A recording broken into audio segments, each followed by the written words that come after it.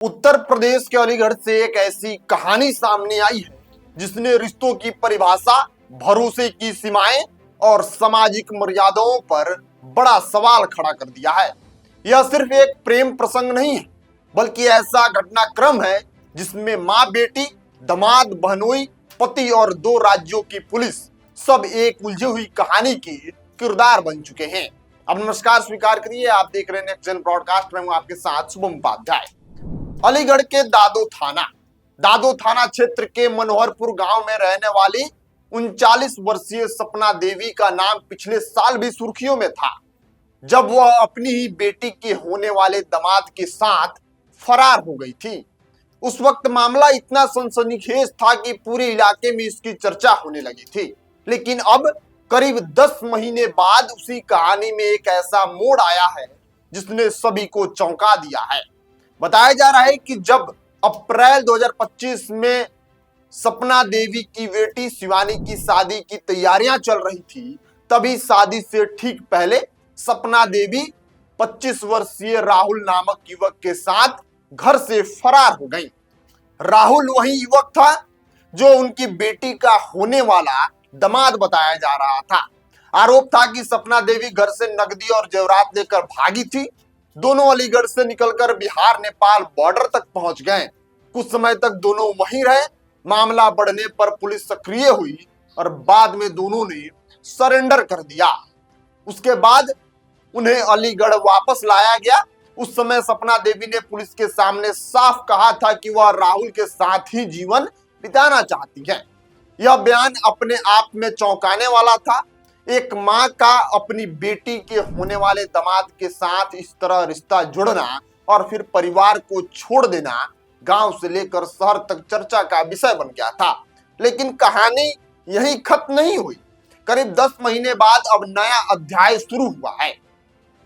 इस बार शिकायतकर्ता कोई और नहीं बल्कि वही राहुल है जो पहले सपना देवी के साथ फरार हुआ था। राहुल ने दादो थाना में तहरीर देकर आरोप लगाया है कि सपना देवी अब उसे छोड़कर उसके ही बहनोई के साथ फरार हो गई हैं। राहुल का दावा है कि दोनों पिछले कुछ समय से बिहार के सीतामढ़ी जिले के थाना बेला क्षेत्र के गांव उसरैना में रह रहे थे। वहां राहुल कपड़े का व्यापार कर रहा था। वह कहता है कि मेहनत से कमाए गए करीब 2 लाख रुपए नगद और जेवरात सपना अपने साथ लेकर फरार हो गई है।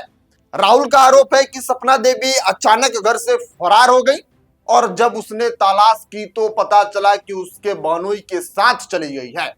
अब वह खुद को ठगा हुआ और असहाय बता रहा है।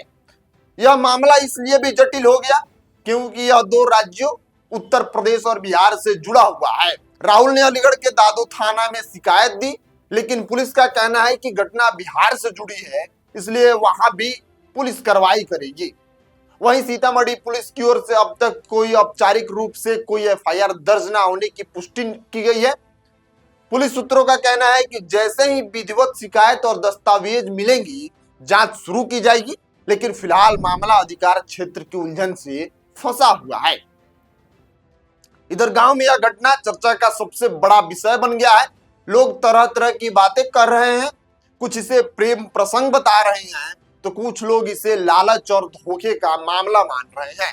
सूत्रों के अनुसार सपना देवी के मूल पति ने भी हाल ही में दूसरी शादी कर ली है। बताया जा रहा है कि पहले से ही परिवार में तनाव था। बेटी की शादी टूट चुकी थी, परिवार बिखर चुका था और अब यह नया घटनाक्रम सामने आया गया है। राहुल का कहना है कि उसने सपना देवी के लिए अपना सब कुछ दांव पर लगा दिया। परिवार, समाज, रिश्तों को छोड़कर वह उसके साथ बिहार चला गया। वहां दोनों ने साथ रहने का फैसला किया और नया जीवन भी शुरू किया। लेकिन अब उसे लगता है कि उसके साथ विश्वासघात हुआ है। कानून तौर पर यह मामला कई पहलुओं से जोड़कर देखा जा रहा है। अगर नकदी और जेवरात लेकर जाने का आरोप सही पाया जाता है तो यह आपराधिक मामला बन सकता है। वहीं अगर यह आपसी सहमति के साथ जाने का मामला है तो पुलिस की भूमिका सीमित हो सकती है। एक और सवाल यह भी उठ रहा है कि क्या सपना देवी बालिग है? बिल्कुल बालिग है। उनकी उम्र लगभग 39 वर्ष बताई जा रही है। ऐसे में अगर वह अपनी मर्जी के साथ किसी के साथ जाती हैं तो कानून इसे अलग नजरिए से देखता है। लेकिन जब नकदी और जेवरात का मामला जुड़ जाता है तो जांच जरूरी हो जाती है। गांव के लोगों का कहना है कि इस पूरे घटनाक्रम ने सामाजिक रिश्तों की नींव हिला दी है। एक माँ का बेटी के दामाद के साथ जाना, फिर उसी दामाद को छोड़कर बहनोई के साथ फरार हो जाना, यह कहानी किसी फिल्मी स्क्रिप्ट से कम नहीं लगती। राहुल अब खुद को पीड़ित बता रहा है और पुलिस से कार्रवाई की मांग कर रहा है।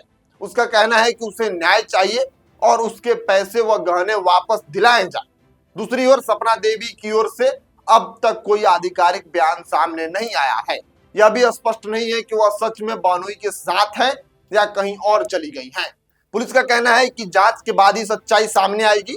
दोनों राज्यों की पुलिस को समन्वय करना होगा ताकि आरोपों की पुष्टि हो सके और यदि कोई अपराध हुआ है तो उसके अनुसार कार्रवाई की जाएगी। यह मामला सिर्फ एक परिवार की कहानी नहीं बल्कि उन सामाजिक परिस्थितियों का आईना भी है जहां रिश्तों की सीमाएं टूटती जा रही हैं, जहां भरोसा, नैतिकता और जिम्मेदारी पर सवाल खड़े हो रहे हैं। अलीगढ़ से लेकर सीतामढ़ी तक यह कहानी अब लोगों की जुबान पर है।